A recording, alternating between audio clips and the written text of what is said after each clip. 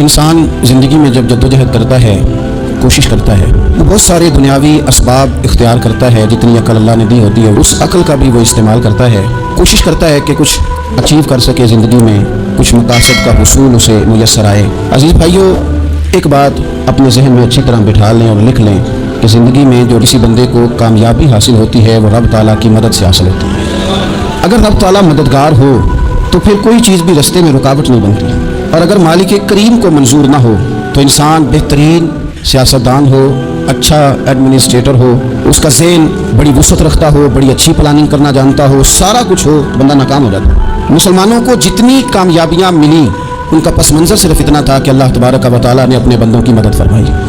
और अब ताला ने कुरान मजीद में इस हकीकत का बयान किया, फरमाया बलिल्लाहु मौलाकुम, फरमाया बल्कि अल्लाह तुम्हारा मौला है, वहुव खैरुन नासिरीन, और वो बेहतरीन मददगार है।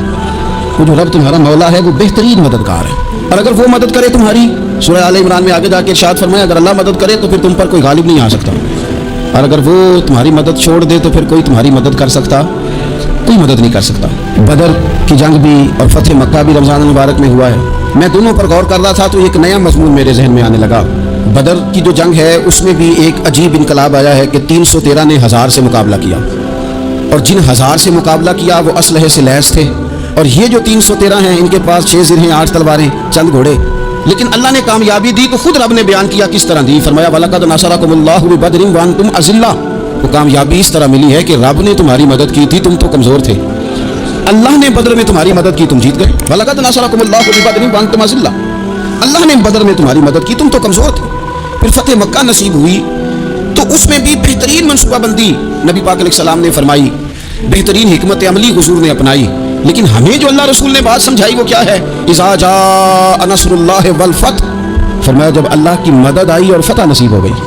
ये अल्लाह ने मदद फरमाई तुम्हारी, यहाँ भी फतह मक्का भी अल्लाह की मदद से, जंगे बदर भी अल्लाह की मदद से। वो जो मदद है अल्लाह ताला की, जब वो हम ये करते हैं कि हम अपनी सारी ज़िंदगी सियासत की नज़र करते हैं। हमारी सियासत सिर्फ मुल्क में नहीं होती, हमारी सियासत ख़ानदान में भी होती है।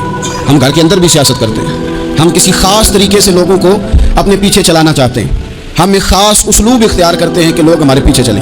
उसका नुकसान हमें ये होता है कि सियासत जो होती है ये शतरंज के हेर फेर की तरह होती है, तो इसके रात बड़ी जल्दी खुलने लग जाते हैं, पता चल जाता है कि बंदा मुखलिस नहीं था, सियासत कर रहा था, तरीके से इसने जोड़ के रखा हुआ था। हम हर जगह सियासत के बलबूते पर चीज़ों को लेकर चलना चाहते हैं, सियासतें नाकाम हो जाती हैं, सियाने लोग फेल हो जाते हैं।